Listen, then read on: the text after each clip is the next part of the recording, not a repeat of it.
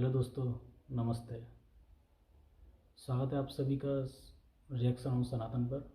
दोस्तों, आज का वीडियो आदिपुरुष मूवी पर है। जिस तरीके से हमारी भारतीय संस्कृति को बर्बाद करने की कोशिश की गई है, उसमें जिस तरह के डायलॉग हैं, कपड़ा भी तेरे बाप का, तेल भी तेरे बाप का, आग भी तेरे बाप की, तो जलेगी भी तो तेरे बाप की, क्या डायलॉग है ये।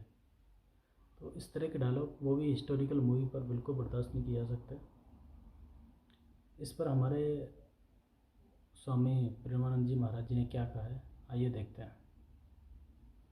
के पावन चरित्रों को यदि आप मनोरंजन बनाओगे, यदि उनका उपहास करवाओगे, जो मर्यादा रहित चेष्टा करोगे, तो कोई भी हो दंड भोगना पड़ेगा। यह अपराध है। आज हम सत्संग को, भगवत लीला अनुकरण को मनोरंजन बना रहे हैं। बस रीझना चाहिए, सामने वाला रीझना चाहिए। बस वो हम कुछ बोले वो रीझे। तस्मात् शास्त्रम प्रमाणम ते कार्यो व्यवस्थित हो। जो शास्त्र सम्मत अनुकरण, वही केवल उतना जितना समाज में पच जाए, भाव पुष्ट हो जाए। शास्त्र सम्मत भगवत लीला अनुकरण दर्शन किया जाए। शास्त्र सम्मत आचरणों के द्वारा भगवान की प्राप्ति होती है।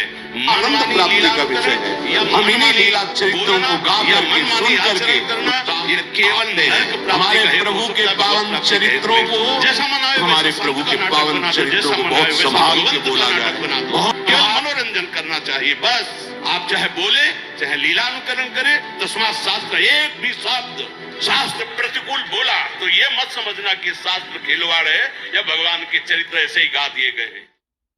ये आस्था मनोरंजन का विषय नहीं है।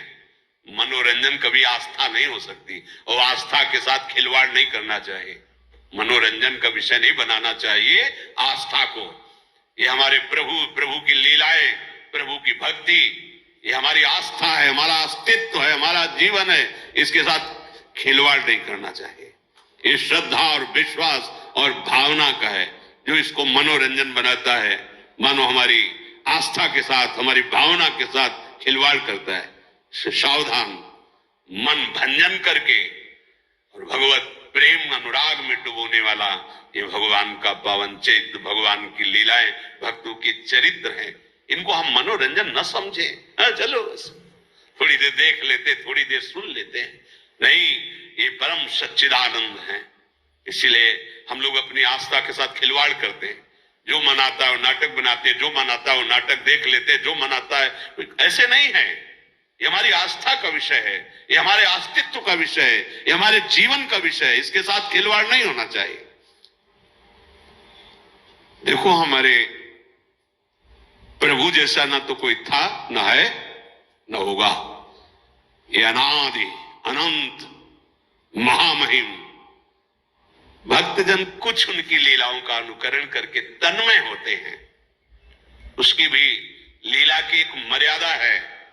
जिस समय हमारे ठाकुर मुकुट धारण करते हैं, महारानी जी की चंद्रिका, तो स्वयं रासाचार्य जी को देखा साष्टांग दंडवत और आरती करके, जय जय, मुकुट विराजमान है, चंद्रिका विराजमान। लीला महासुख प्रदान करने वाली, हजारों को भक्त बना दिया भगवत लीला अनुकरण ने, इस जीवन को ही। अगर वो लीला अनुकरण न देखते तो कैसे, क्या रास है, क्या वो। ये मनोरंजन नहीं है, ये हमारी आस्था है, हमारा जीवन है, बहुत मर्यादित। हमने देखा है एक एक शब्द, एक एक कदम, क्योंकि ये केवल मनोरंजन नहीं, ये हमारी कृष्ण लीला, हमारे भगवान श्री हरि की रामलीला, या हमारे भगवान के पावन चरित्रों को मनोरंजन बनाया जाए। अपराध है, दंड भोगना पड़ेगा। लिख लो, हमारे प्रभु के पावन चरित्रों को यदि आप मनोरंजन बनाओगे, यदि उनका उपहास करवाओगे, जो मर्यादा रहित चेष्टा करोगे, तो कोई भी हो दंड भोगना पड़ेगा। यह अपराध है। बुद्धि भ्रष्ट हो जाएगी, लोक में निंदा होगी, और आपको लाभ कदापि न यहां न वहां। यह हमारा जीवन है। इसी के सहारे से हम भगवदानंद की अनुभूति करते हैं। देखो, गोपीजनों ने लीला अनुकरण किया भगवान की। हमारे परम पूजनीय ब्रजवासी जन भगवान की लीला का अनुकरण किए। लीला अनुकरण भगवत प्राप्ति का एक सुदृढ़ भाव प्रकट करता है। हम भगवान के चरित्रों को सुन रहे हैं या भगवान के लीला चरित्रों का अनुकरण देख रहे हैं, ये हमारी आस्था का विषय है, ये हमारे भगवदानंद की प्राप्ति कराने का सहयोग है। एक एक शब्द, एक एक चेष्टा वैसी तो कोई कर ही नहीं सकता, क्योंकि भगवान अनादि अनंत महामहिम, तो उनके कुछ वो पावन चरित्र जो नरलीला से संबंधित हैं, जिनको हम देखकर भाव में डूब जाए, जिनको हम देख करके राममय हो जाए, कृष्णमय हो जाए, ये लीलानुकरण की पद्धति महाप्रभु हरिवंश चंद्र जी ने रासमंडल में सर्वप्रथम लीला का प्रादुर्भाव किया, अनुकरण लीला का। मोर मुकुट और चंद्रिका विराजमान करके रास, बड़ा जो रासमंडल, यहीं से रास का प्रारंभ। पहले हर रास में गाया जाता था नमो नमो जय श्री हरिवंश। ये रास विलास प्रकाशित करने वाले आचार्य महापुरुष जन प्रकट है। तो जो सत्संग है, भगवान के चरित्र हैं, भगवान के गुण हैं, बोलने वालों में, दिखाने वाले और देखने वाले, तीनों को समझना चाहिए कि ये केवल मनोरंजन का विषय नहीं है, ये हमारे आराध्य देव का विषय है। ये हमारे प्राणों पर आघात होगा अगर शब्द बिगड़ गए तो, अगर लीला अनुकरण की मर्यादा बिगड़ गई तो। देखना, सुनना और बोलना तीनों सावधानी के साथ होने चाहिए, क्योंकि ये हमारा जीवन, हमारा प्राण है, और अगर ये बिगड़ गया तो संभालेगा कौन? फिर कौन संभालेगा? ये बड़े बड़े ब्रह्म ऋषियों ने जो समाधि में देखा वही लिखा, बड़े बड़े महापुरुषों ने जो इन समाधि भाषा का अनुभव किया, वो उसको मर्यादा से, कोई भी ऐसा अनुकरण, कोई भी ऐसा प्रवचन, कोई भी ऐसे शब्द नहीं सुनने चाहिए, नहीं देखने चाहिए, नहीं बोलने चाहिए। साक्षात परब्रह्म करुणा करके अपने भक्तों को सुख देने के लिए, अगर आपको लगता है कि इनका लीला चरित्र मनोरंजन है, तो फिर हमारा जीवन क्या है? हम इन्हीं लीला चरित्रों को गा करके, सुन करके तुम्हारे सामने दहाड़ते हैं, इन्हीं लीला चरित्रों को, इन्हीं लीला चरित्रों के बल से तुम्हें शांति और निष्पाप और महासुख की प्रतिज्ञा हृदय में करके कि तुम्हें सुखी बना देंगे, तुम्हें शांति प्रदान करेंगे, तुम्हें निष्पाप कर देंगे, इन्हीं लीला चरित्रों के बल पर। इन लीला चरित्रों को बहुत सावधानी से, तस्मात् शास्त्रम प्रमाणम ते कार्या कार्यो व्यवस्थितो, जो शास्त्र सम्मत अनुकरण वही केवल उतना जितना समाज में पच जाए, भाव पुष्ट हो जाए, क्योंकि भगवान की लीला अनिर्वचनीय है।